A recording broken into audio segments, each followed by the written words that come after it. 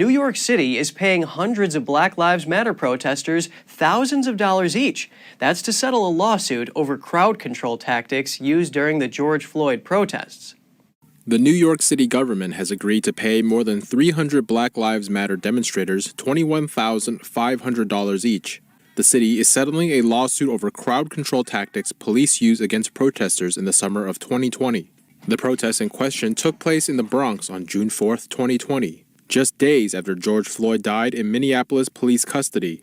Protests and riots spread throughout the county following Floyd's death.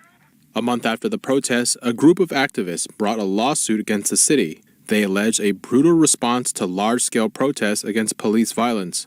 The lawsuit specifically alleged police used unjustified force, such as strikes with their batons and fists and pepper spray to subdue protesters.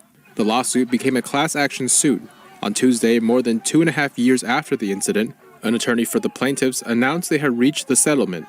Leading up to June 4th, some demonstrations in New York City had devolved into violence and looting. Before the June 4th incident, Democrat Bill de Blasio, at the time mayor of the city, pointed that out. But people who came to do violence in a systematic, organized fashion, that is a different reality we need to grapple with. We did not see that in 2014 and 2015. We're seeing something new, and not just here in New York City, but all over the country.